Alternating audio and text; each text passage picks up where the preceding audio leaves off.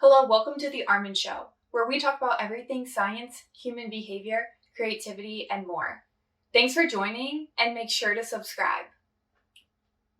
Hello, and welcome to the Armin Show podcast. We're learning more science, people, creativity, all the things, expanding our framework.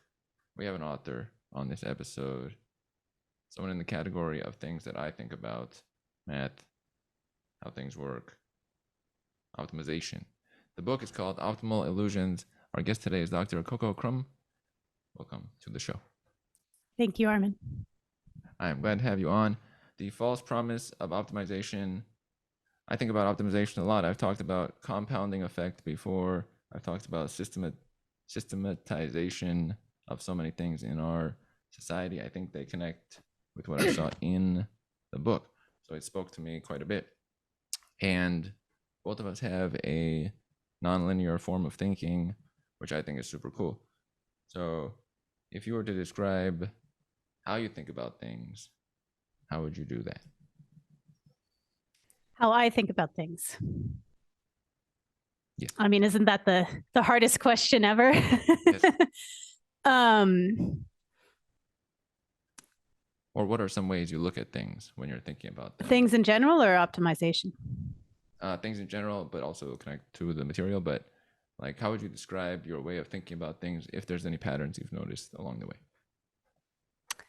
You know, I think I have a mix of a analytical and a feeling way of thinking about things, so to speak. So I'm not exactly sure how those two threads blend together, but they somehow do. And I know, to the extent I know anything about how I think, that I leverage both of those modes of taking in the world. That's cool. I like to think about things in a logical form, but then sometimes I will see patterns. We do a lot of pattern recognition as people, and that is a skill to develop over time, I would say. Now, before we get into the material of the book, you're in a far off location. What brought you there? And what about your path led you to the place you're at currently? Yeah, so I live in a small community on an island off the coast of Washington State. And as with many things in life, it was a series of random events that ultimately, if I had to trace back, led me here. But we all like to make narratives in reverse, right? So the narrative I have for it, or to use your language, the pattern matching, is that I felt compelled to explore a different size of community, a different pace of life. And there was perhaps even something driving me away from these centers of optimization in which I'd spent a large part of my life prior to moving here. Mm-hmm.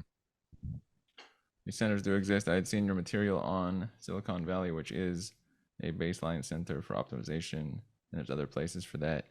It has happened quite a bit, and you give different examples in the book of how that has occurred in recent times, whether it is from farming, could be dating, could be aviation industry. There's a lot of categories that have been superly optimized, and then you talk about the effects of it after the fact. What are the benefits of optimization that we have seen? What are the great positives that we have been glad about? I mean, there's so many. I think humans have always had, in part, or what one of the things that distinguishes us from other species is that we have this inclination towards engineering and building tools to control and improve the natural world around us. So, depending on how narrowly you define optimization, you could say it's given us everything from synthetic clothing to global airlines or transportation that lets us get around the globe, that lets us ship goods, hither, thither. to the very advanced market economies we see today. It's also allowed us to do a lot of things more safely and improve our lifespans and our health in very directed ways. So one of the examples I use in the book is the Green Revolution, which allowed directed crop breeding, or invented, developed, however you want to see it, that improved the lives of billions of people around the world. I also, of course, talk about the costs of some of those things, but you asked about the benefits. Mm-hmm. That's true. So this has led us in a certain direction in recent time. We've gotten really sharp in certain categories where everything is hyper perfect in one category. And then the way I see it visually is that it's almost like the supports that would normally be there if everything was at a balanced level. They don't tend to be there because now you have like a super tall building that's super skinny, highly optimized, but wind would be more likely to knock it over in some way. So it's a bit of an illusion to say like, oh, that's 400 stories tall, but there's a risk factor involved in it. How would you describe what an optimal illusion is, or why we should think of it that way versus as just the great thing of its own accord? Yeah. I think I wouldn't define it so narrowly as there are, as an optical illusion where these very visual, very specific trompe d'oeil, right? Where you see things in a certain way and they turn out to be different. For optimization, I think it's a little bit more subtle. There are trade-offs or losses, I call them in the book, that we haven't fully acknowledged and I think are important, not to do away with optimization, but in order to reframe it in our broader human context. Excuse me. We're not merely optimizers; we're a lot of other things as well. Is it something to look at the world right now that it has a bunch of different regions that get weird in a way because it's like a super optimized lithium mining facility or a super optimized dating realm, where things go to just a few individuals, others are participating, but it's almost like there's a effect that a lot goes to a little and a little goes to a lot. Does that happen a lot? I mean, I think it does. I think that's maybe a slightly different phenomenon. I see optimization as a process, right? Or a means to control, maximize, minimize in some cases. I think the distributions or the rich get richer effects that you're describing, sometimes those happen because of optimizations, and sometimes those happen just sort of organically in the natural world. So I would see those two ideas or concepts as sometimes working in concert, but sometimes actually separate ideas. Mm-hmm. Can the average person opt out of optimization, as you have mentioned, or is it something where you have no choice but to reframe your thinking about it? Yeah, I mean, that's sort of one of the conclusions I reach in the book, is that as a cultural phenomenon, and optimization, it's important to distinguish between the mathematical and engineering techniques, and the term I use sort of more loosely as a cultural phenomenon, which is this lens or a philosophy, a way of seeing that everything should be maximized, right? The world is ours to improve. And I think it's difficult to opt out of, well, both of those, but I'm talking specifically about the latter one, the cultural phenomenon, simply because it's overtaken our way of seeing. And we can move to even more extreme destinations than mine, right? You could move to the woods and have no internet and use primitive tools and engage in subsistence farming. But in most cases, that you're still going to be touched in some ways by modernity and by these improvements and this way of thinking, especially if you're in the West, that's been shaped by optimization. So I do think there are, you could certainly invent a way to opt out completely, but it's very, very difficult, and I'm not even sure that's the right approach for most people. Mm-hmm. One of the things that comes with this process is that it takes out some of the fun, the liveliness that we have as people. If, like with the GPS example, the perfect path is always found, so we would never meander some different way. We would never really think too much about the path, so we lose that sense of direction in a way. It would just be always A to B is perfectly completed, so it's efficient, but we are less in it as people. Does it take out a bit of our human element when things are hyper optimized? Yeah, absolutely. I mean, like I said earlier, I think optimization is in some ways a very human tendency. So there are just other parts of our humanity, and I think one of the things we lose is a sense of that human scale and connection. GPS is a great example because we might get to a destination faster and with fewer errors, but we we lose certain opportunities for serendipity or for the conversation or the connection that might come from having to ask somebody for directions, or from getting lost. So yeah, absolutely. I like serendipity very much. Personally, I've always spoken about it. I like variety, randomness, non-contextual things.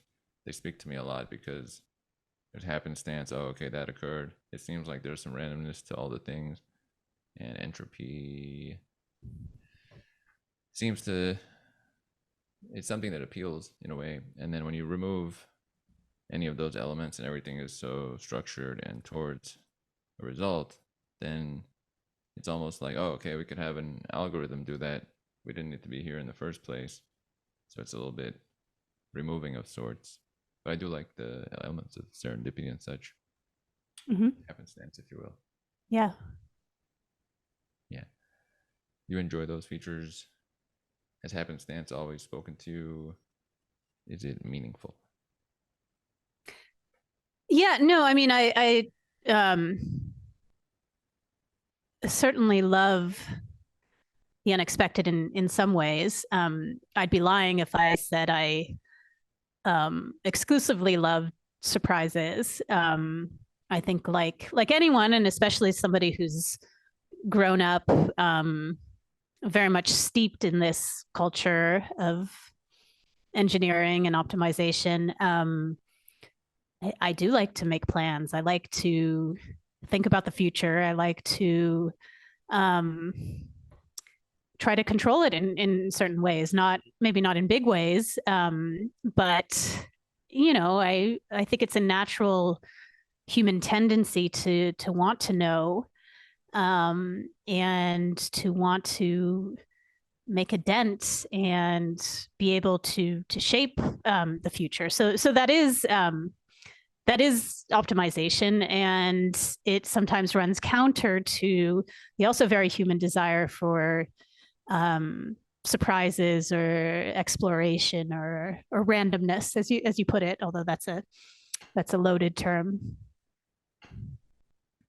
Valid point on that. I've read about randomness a bit, so I'm on that same page there. Actually, on that, how does your mathematical background come into your thinking about things? Do you see things in terms of like compounding or parabolas or effect? How do you see when you look at things? Do you see the math behind things as you look at them? I don't walk around the world seeing parabolas. um, um, uh, I, I think I've always enjoyed math and numbers, both the sort of conceptual part of it and the, um, you know, figuring and calculating part of it. But it's actually never been. You asked at the beginning about ways of thinking, or I'd put it seeing the world. That's never been the primary lens through which I look at things. And so I think I've always held it as a separate language, a tool. I'm talking about mathematics. And one way among several of looking at the world. And I think I see it, when I am looking through that lens, maybe not as parabolas and equations and numbers, but as models, right? There are a lot of models we can use to circumscribe some part of the world and to describe it and understand it and interrogate it.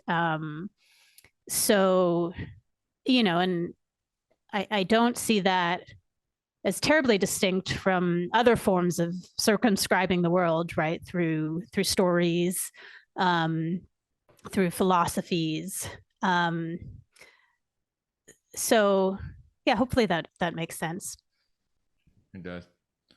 It made me think of, I don't know why, because the parabolas, two things. One, basketball players, when they shoot parabolas. So all basketball players are shooting parabolas. And then the second thing is that Markov simulations, they get that energy minimum. That's one of the ones I think about sometimes, of when there's a low friction connection between two things or a concept, or you figure that out in a category, you're at like a energy minimum. And I think you mentioned that in the book too, of how do you do that if you have like mountains of different peaks, and you would get to the top of a lower peak, but the actual best way to do things is at this peak you would have to go down your peak up to that one. How does someone avoid getting into a smaller peak maximization than some actual, the top peak in some category that's the most optimized way to do a type of farming or something? How do they get out Sounds of it? like you do see parabolas when you look at the world. I don't know how to answer that question. I'm not a pop psychologist or a lifestyle guru. There are obviously mathematical techniques for doing search, and best as possible, avoiding those local maxima, and not getting stuck in the bottoms of holes, as you put it. But in daily life, I don't really know how to answer that question. I'm sorry. Fair. I'll switch from that one. I want to go back to farming.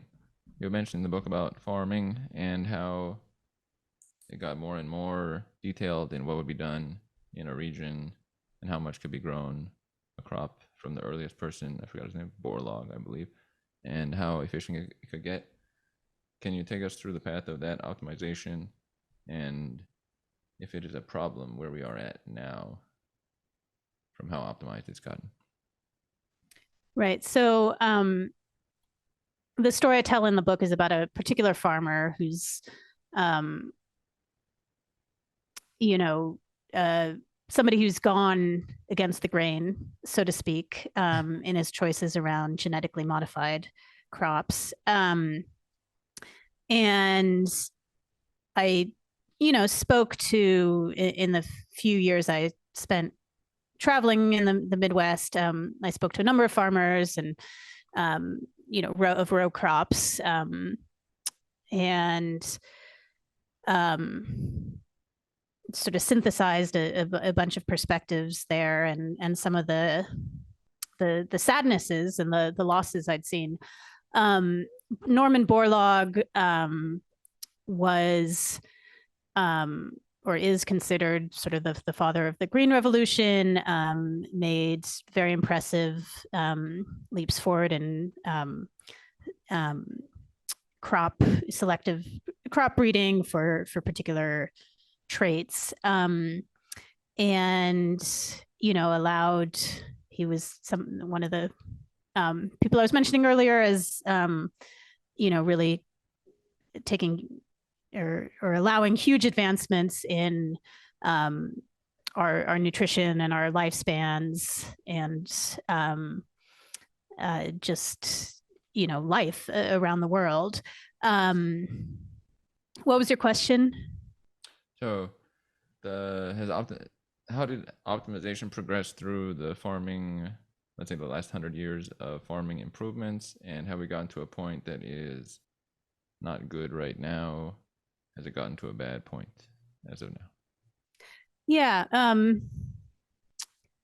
So I don't know if optimization progressed so much as, we utilized optimizations to continue to make improvements on plants. And, some of these were driven, or a lot of them were driven by agricultural technology companies that introduced genetic modifications, often in order to support the chemicals that they were developing simultaneously, the herbicides, pesticides.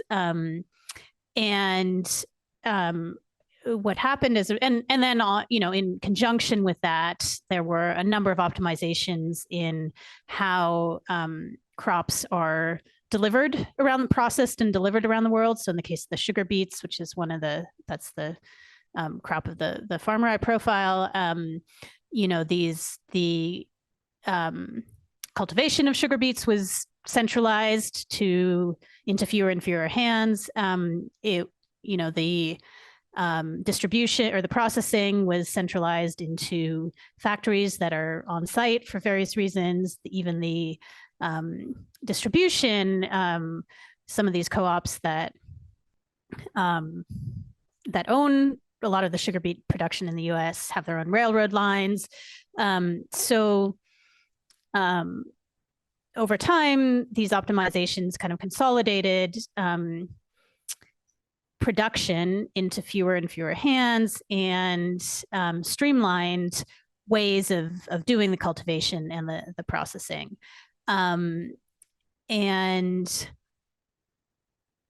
what was I going to say? Oh, also, we've had huge improvements in farming equipment that has allowed less and less human labor to be needed in order to produce the same amount of stuff, and market mechanisms that allowed trading. And in many cases, not in the case of sugar, because sugar is actually one of these protected crops.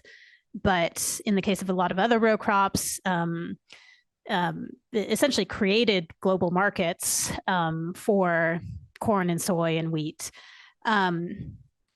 So I think you asked for sort of a normative judgment on, what's good and bad. I tend to stray away from those.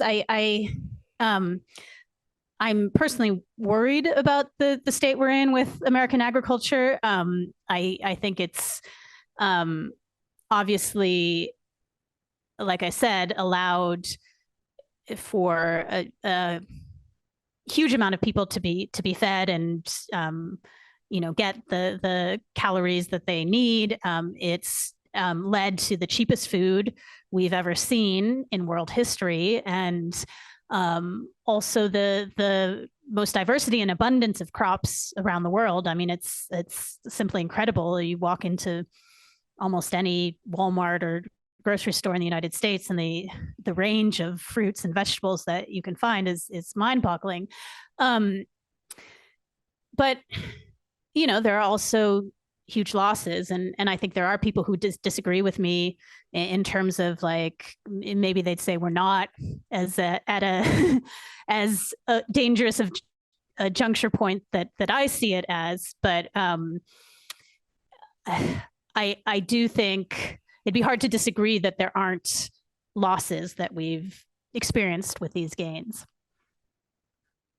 I get the sense when it gets very optimized that you're almost at a precipice, and anybody that doesn't participate in that really efficient way of doing things has no shot. So then it's very segmented parts of the population or places on the planet that have that systems in place. And then if you're not part of that, no chance. And if you are part of that and anything breaks down on the sides, now you have a real breakdown. Versus if it's not so optimized, then you have more room for handling a breakdown. Is that fair to say? Yeah, absolutely. I mean, optimization introduces fragilities into systems. I do think, it's important to note that there are ways that aren't accessible to everybody. They're privileged ways to participate less in the system. You see the rise of farmers markets, local crops, local agricultural shares, which I think are fantastic, but not certainly not accessible everywhere and to everyone, and even not to anywhere near a majority of people. Actually, on that concept, I had once spoken with Jessica Kraft, who talks about rewilding, like going back into the wild and becoming more wild as a people, learning primitive happenings. Is that one way to, I guess, take away if there's the feeling of unease about the direction things are going, to backtrack to where things were more palpable and maybe making fire or eating plants that are found, or things that are much more, there's not as much of a gap between our automatic way of doing things and what's right there. Yeah, like a more tangible and connected. Yeah. I mean, those are certainly ideas I personally ascribe to. I also think that those are ideas that I sort of increasingly hear in the zeitgeist as, whether it's rewilding or in sort of what's traditionally meant, like getting back to nature, et cetera, or simply seeking more real human connection, even in the thickest urban center. So I do hear that in the zeitgeist. I think more and more people are yearning for that and feeling that.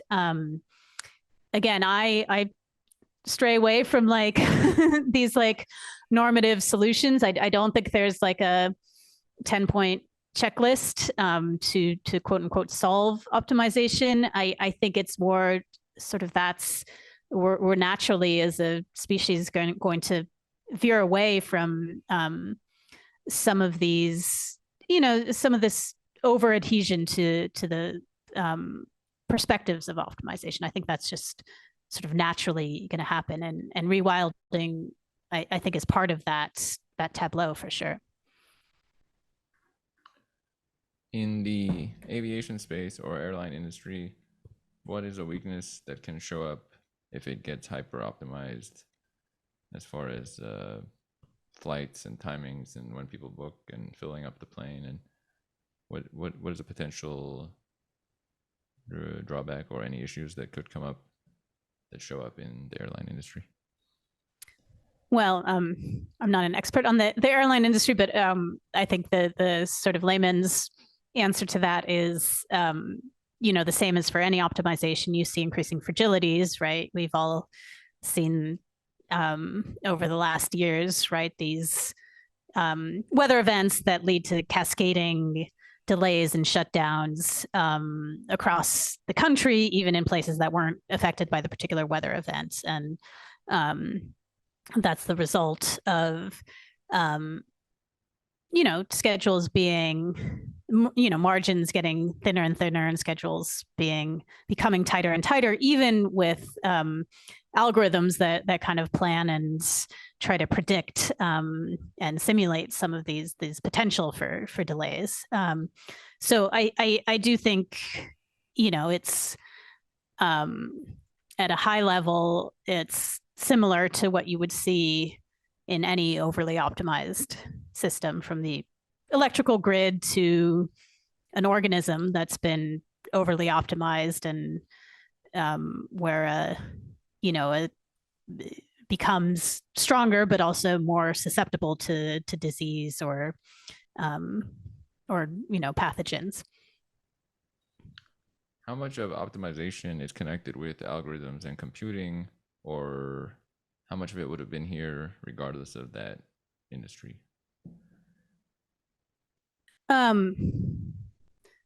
Algorithms are tools that are, we've always had algorithms. We just now have maybe more sophisticated ones. We've always had optimizations. We just now have tools to, like computing tools, to make more complex optimizations. I'm not sure. Maybe you could refine the question so I can better answer it. Oh, that's about it on that one. It's Okay. kind of reasonable, I would say. One of the things that came to mind while I was reading was we as people want to control all things or have a tendency towards that. And so when we see a path to do that very smoothly or in an advanced way, then this is a real thing and we figured out a form and then we do that. How much, this might be almost philosophical question, but how much control can people actually have versus it's almost convincing oneself that they got somewhere? Kind of philosophical question. Yeah, that one's deep. Like how much control do we have? Sort of, or yeah. How much control do we have, and that is associated with trying to maneuver productively beyond like our being, something that's 10x, 100x, 1000x beyond our just regular moving our hands and doing things? Is it is it a functional thing that control is happening, or is it just the convincing of oneself and then it'll break down? It's a broad question of thought, but something I would think about. I mean, comes to mind in that category. We're all going to die, right?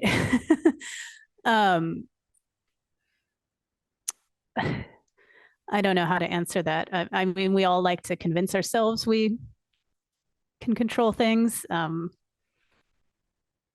think that's obvious. I don't know. I don't have a numeric answer for how much control we all have over anything. Valid. It's a thought. I guess that's a thought question category of. I think about some of these things sometimes quite a bit. Mm-hmm. So yeah. What do you think? Out there. I think that I don't know how far we've gotten as a people.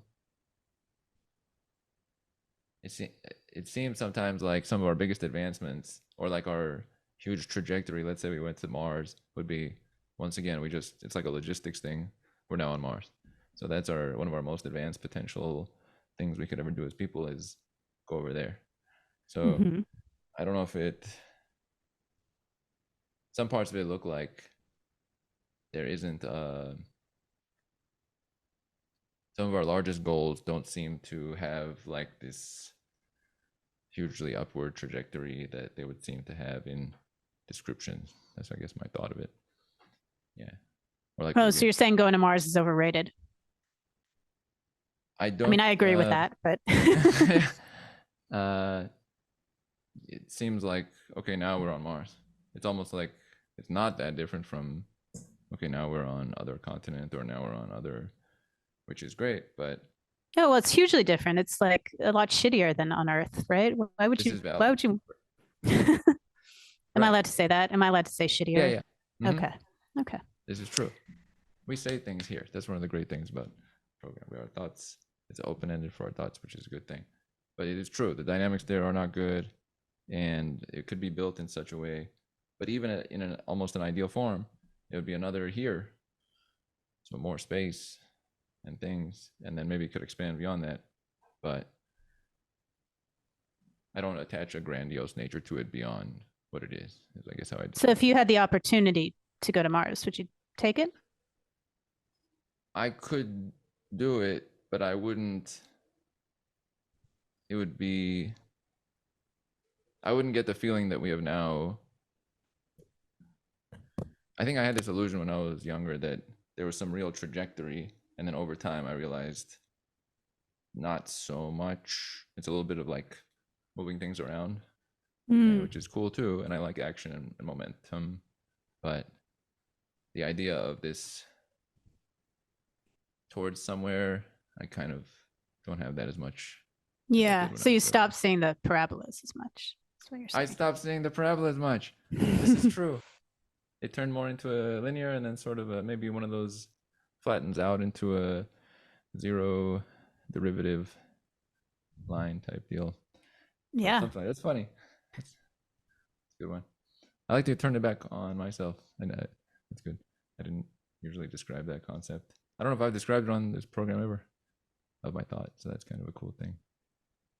We have our thoughts that we run through on a regular basis, which is important. That's actually one category I always like to check on. Are there things you remind yourself of on a regular basis, or in journaling, or messages you like to either take in often or put out often? Is there a category that speaks to you? Like mantras, or could be mantras, could be a category of what you like to journal about. Oh, I see. Well, you've just added a new one, which is like I'm going to start a thankfulness journal for not be every day. I'm going to be thankful for not being on Mars. Like, how lucky am I to not have been born on Mars? Yeah, and not have been sent there as some kind of like wild experiment. So I don't know. I like to read fiction. And I suppose I like to write semi-fictional things too. It's a little bit of a disappointment that I wasn't allowed to be fictional in my book and had to stick to the facts. That's a true point. Also, if you could have, you would have added in some story type element. That's cool, like creative. Well, I mean, isn't it more fun to make up? Sometimes it's fun to. I had a lot of fun writing the book. It was fun to recount stories, but it's also fun to make up stories, I think. That's true. I've spoken about this before. I've always read nonfiction for the most part, but fiction allows you to take nonfiction and then add on to it in a way that the things that just happened by default probably wouldn't. So you're giving life a bit of oomph that it would probably not have unless you shook this up 100 times, and maybe once it would be that. But because you're doing it of your own accord, it takes that basis and then it has your elements. How would you describe fiction writing and or reading, and how that connects to the nonfiction world? I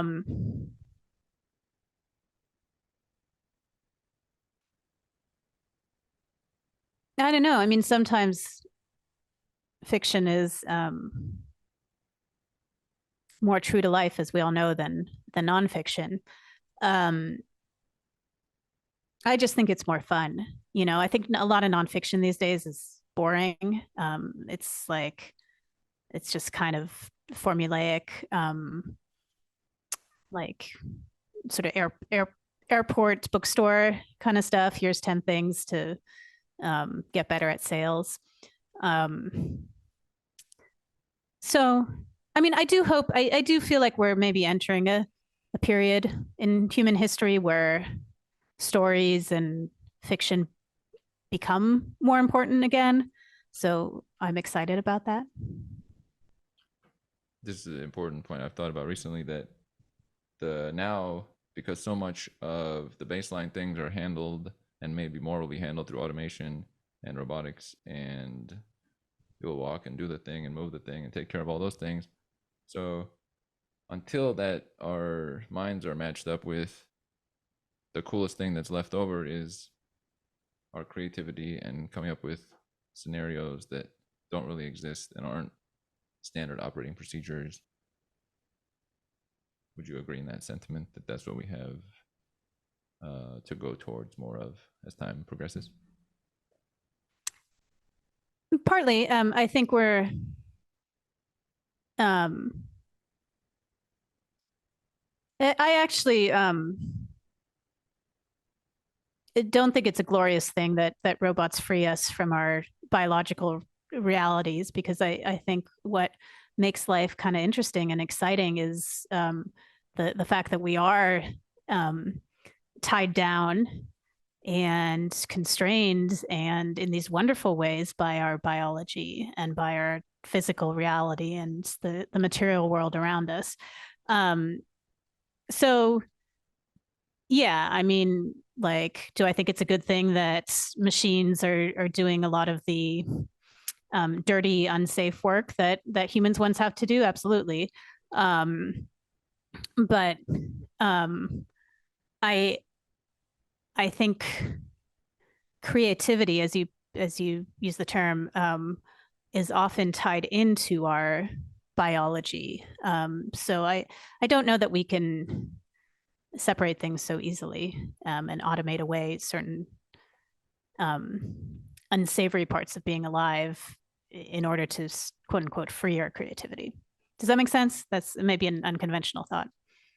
No, I think it's yeah. I sort of segment these concepts, but they're not as disconnected as I make them appear. Like, oh, if you take care of someone's washing dishes, suddenly their creativity will blossom because now the dishes are taken care of. So it's not exactly so direct. And also, even the physical movement actually uh, can link with that. They're not so separated. It's more of a Venn diagram connected, like you're describing. Yeah. One thing you're also saying there, very important, limitation is so valuable. Some of the people that have struggled most is, let's say, somebody who was very well off at age 18, 19, and then they got some huge amount of attention or money tossed at them. And then because of the lack of limitation, it's almost they get into a state where too much, and then I call it hemorrhaging. They get to a point where they're just hemorrhaging everything left and right because they have no sense of their being. So the opposite of that is some sort of limitation, structure, constraints, and then we work from that, and it kicks in our human instinct of sorts, because it seems like the most fulfilling thing is to kick into our human instincts that are there versus having them taken care of somewhat and then not using them in some way. Yeah. Yeah. I'm imagining like a 22-year-old kid who got rich quick and hemorrhaging dollar bills everywhere. It's a kind of a gruesome image. Right. No. Oh yeah, hemorrhaging. I was thinking of the word more lightly, but if the actual word, it is pretty gruesome. That's a good point. There probably would be a lighter word that actually is more fitting with that. It's Oh no, I like like the gruesome. It's yeah. it's a more interesting visual. That's true. And then it stays in the mind. That's another thing. These things are all connecting. I was just describing yesterday that all of our memories are only linked to mostly things that had an emotional context. And if there was no emotional connection at that moment, anything that was just a standard operating procedure type of thing, we almost have no recollection of it in our many years of existence. Is that, what are your thoughts on that? Yeah, I could think of counterexamples, but I think you're mostly right. Right. Yeah. There could be, right, certain, yeah, events or things that did not have emotion tied to them, but still we have some memory of them.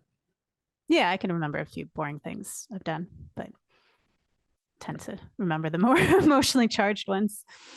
Right. Mm-hmm. Your current material was on optimization. You have written before and you have done studies before. What spoke to you most of your past learnings that you recall today? Are there key moments in your creativity or writing that they stand out as feature points today? You know, I mean, to be honest, this was the first significant thing I'd written publicly. I've always written a lot privately. And I've always loved it. So What has stood out in the past? You know, I've maybe this isn't exactly what you were asking, but I've always loved letter writing as a form, either long form or emails. It's just a difference in kind of tool. So I think it's interesting what writing to one specific person does for one's thinking and one's style, compared to something like writing a book where you're writing to a very unknown, very broad audience, most of whom you'll, never interact with or get a response from. So I think letter writing and also the diary as a format is really interesting to me. I reread recently Bram Stoker's Dracula, which is written as a compilation of diaries and letters. And yeah, I guess I've just been meditating on that medium as a means of expression. I like diaries very much. The actual thoughts come through. It's something nice. And then that concept that you're bringing up for letter writing, there's something great about two things. One, there's back and forth, so there would be feedback and there'd be actual connection of depth, versus you would not, you would put out material to a reader, but then that's it. For a lot of, you'd never hear back.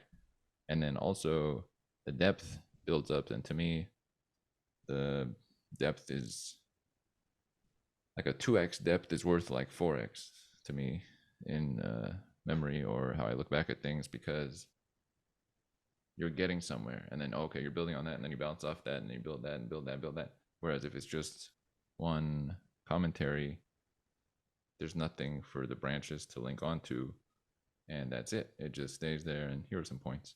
But if there is a back point, okay, this builds on this, and then like a non-linear thinker, there's a lot of great interconnection that can happen over time. They're not even close in a way. Yeah. No, for sure. I mean, that's another benefit. I think is what you're saying about letter writing is that there's a dialogue. Mm-hmm. I highly value that, and feedback. But feedback has always been very valuable to me, because I kind of, the way my mind works, I didn't pick up on most things a long time ago. So I had to reverse engineer things one by one. So any sort of feedback was really helpful. Versus if I just got everything intuitively or instinctively, then maybe it would not be as highly valuable to me at that time, I would say. Yeah, that makes sense.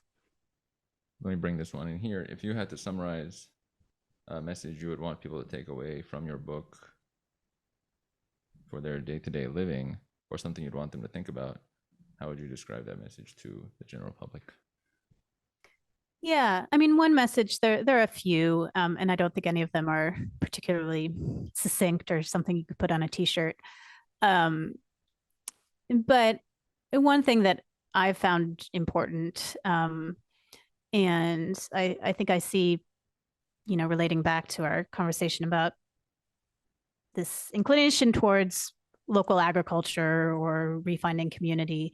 But one thing I think is important, and I see people turning towards, is kind of avoiding shortcuts or a return to understanding things from first principles, or kind of this reconnection in various ways with the material world or other humans.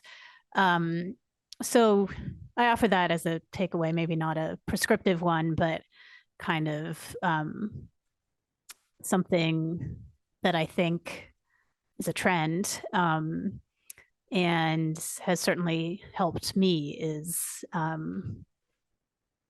in admitting in other perspectives beyond one of optimization and engineering, is trying as much as possible to understand things from first principles and to connect with the world in direct rather than mediated ways. Excuse me. Message. Are there any people who have guided you the most along your way, or any certain personality types of those people that you meshed with the most over time, that mapped you into where you are today? there are a lot. I mean, there are pretty much everybody I profiled in the book were individuals who I thought were approaching life in a way that was interesting or new to me, and that I resonated with in some way, even if it might have been very, very different from my way of seeing or doing things, and even if I might have disagreed with a lot of what they were doing. And then, like I said, I mean, I love fiction authors, and there's so much fiction that's inspired me over time. I don't know how specific you want to get, but I certainly can. Well, that one, because I don't usually check. I always check about nonfiction. Is there one fiction author you might toss that people might want to check? If you were going to pick one or two. Oh, just one? Two. We'll go with two because one seems limiting. Okay. Well, who have I? I've been. I just started a book by a Romanian author called Solenoid. So I'll plug that one, even though I am barely into it. And then, gosh, there's so many older fiction writers, but first one that comes to mind, because I was just rereading a few of her stories, is Alice Munro, who's not necessarily I wouldn't necessarily write in the way that she does, but I so admire it, and I think it's beautiful. It made me think. I had one long time ago. I used to write a personal development blog, and there was a guy who was popular in the personal development space, and he was writing all nonfiction, and then now he only writes fiction stories for children, and it's a complete 180 flip from everything he was doing for many, many years. And he only writes now those stories and fanciful worlds, and it's such a switch from what he was doing before. Yeah. Maybe if we had more good stories for children, we wouldn't need all the self-help. There's a good point there, because then I can join this world. Oh, that's cool, that thing, and then you look at the world differently. For some, self-help might be too much, like do these 4 things. It seems too right there, versus this dragon is going there, and then it flies off, and there's a cloud, and then it moves, and then the fire, and then it goes off into a planet. Oh, okay, that's how people connect. Oh, that's some risk I can take. I can be confident through this way, like the dragon. So there's a little bit of Totally. a strong. Learn a lot from dragons. I agree. Long live dragon! Like fire everywhere. That's a funny thing. My last one I add is, either would you have a question for me, or do you know your Myers-Briggs or Big Five personality type? Oh, wow, that's a new one. What do you want to know? My horoscope sign? Not horoscope. That one's Oh, not okay. mine, Oh, not your two. thing? Okay. Well, I kind of place those all in the same category, but well, what's your Myers-Briggs? It's ENTP. It's always been Okay. ENTP. So like the comedian type, or like poke at things, or attorney, or debater, logical Yeah. kind of scientist. What's your horoscope type? That one, which I have no connection with, it's just that it exists, but it would be Scorpio. in that Scorpio, world. got it. The Yeah. dangerous, very dangerous Interesting. kind. Oh, Right. they're dangerous. Okay. I think so in that one, but Yeah. no, I don't. No, what question do I have? Gosh, my battery is at 4%, so it might kind of cut off on us. But what do you enjoy most about doing a podcast? Oh, I will do this one. I enjoy quite a few things. I'm very interested in people. People are the most interesting thing to me on the planet, more than things, rivers, trees, water, buildings, all kinds of logistics, whatever it might be. People, building a depth of connection over time, having a record of. Actually, I made a thing about top 8 things I liked about or learned from doing 400 episodes, and one was having a recorded talk is so cool because so much just disappears into nothingness, but to have it and to look back on for that certain period of time, how cool is that? I think it's very, very cool. Some things can't be recreated 2 years later, like that person's no longer there, or they don't talk about this, or this is a different world, or at that moment, that was a moment. And so those are some of the coolest features about. Oh, and then maybe attributing features. I can figure out something. Some people are like, self-esteem can be things can be transferred or communicated, understanding. It's just so expansive. So for the way my mind works, it's really a thing versus something that's it has the parabola to it in a way. Yeah, absolutely. Yeah. Wonderful question there. Cool. Dr. Coco Krumme, I would like to thank you for having joined on this episode of the show, bringing some knowledge from your book, Optimal Illusions, and as well a variety of topics in relation to that, bringing the knowledge that you have to us and sharing it on the program. Glad to have had you on. Thank you so much, Armin. And we are out.